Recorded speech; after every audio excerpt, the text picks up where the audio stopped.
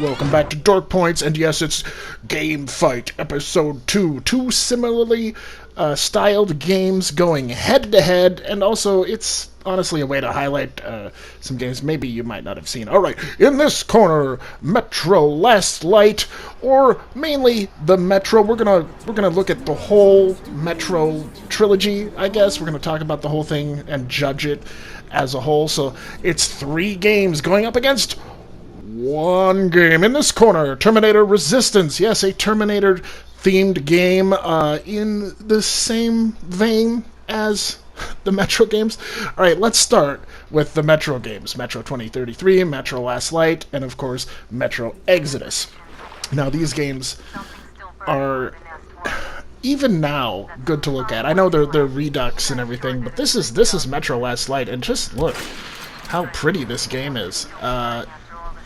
They are first-person survival shooters, and so there's some survival horror elements as well, and you have to be very aware of your bullets and your ammunition and all that stuff, and you have air masks on because the air outside is toxic, so you have to keep an eye on that, so that's why we call it survival shooter.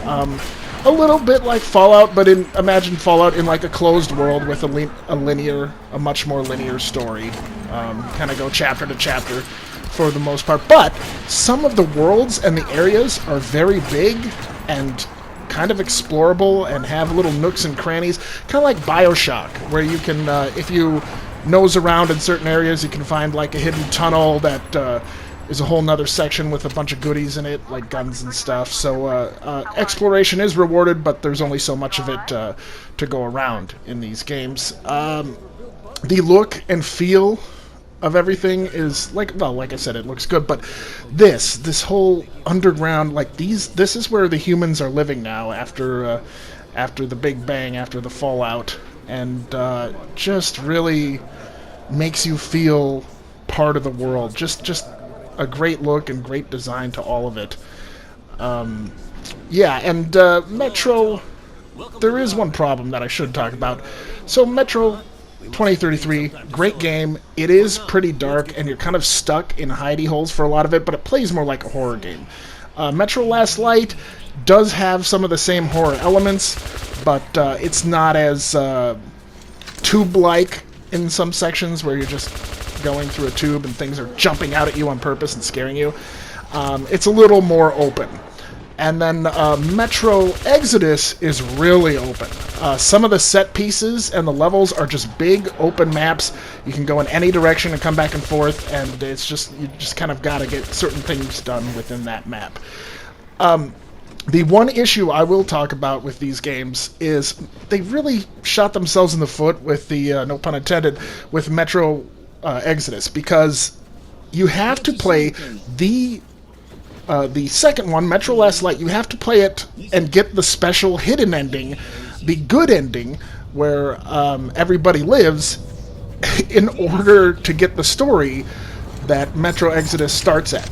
So what I'm saying is, Metro Exodus, their plot, the way it starts, there's a bunch of people alive, and if you didn't do a bunch of special stuff in the previous game, you're not going to get that ending, and you're not going to understand why all these characters are alive. It was totally confusing and totally stupid on their part. Alright, now we're going to talk about the competition. Terminator Resistance. Great looking game. This is more like Metro Exodus with the open worlds, and, you know, as much as I hated what they did with that, bringing back characters and the best ending for Metro Exodus, it's a really great game, and they took that here, the game designers. I don't know if they thought they were doing something original, but they basically brought that idea to the next level. So every level in Terminator Resistance is very big and very open, and you can go in any direction. And there are a few moments where you are kind of riding the rails and stuck in the tube, but not many. Most of the game you can explore, and again, you are totally rewarded for exploring. You find all sorts of crafting stuff, and you just become a badass. You get more ammo and stuff like that. And look, a very similar. Well, it's it's Terminator, so it's the same thing. It's after the Fallout, and that same vibe. You live in these tunnels underground. Very similar games. And here, of course, is John Connor. Yes, I would have to say this storyline is probably the best storyline or plot for a Terminator game since maybe even the first one. Everybody loves Terminator 2, and I have a soft spot for it too. But yeah, this has a good story, and it does not suck like Terminator Genesis or Dark Fate. I'm sorry about those. I mean, why am I apologizing?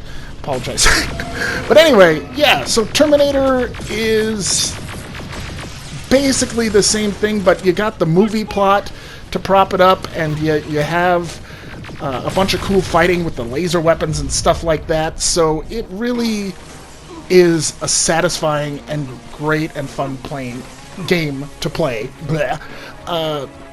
So, alright, decision time.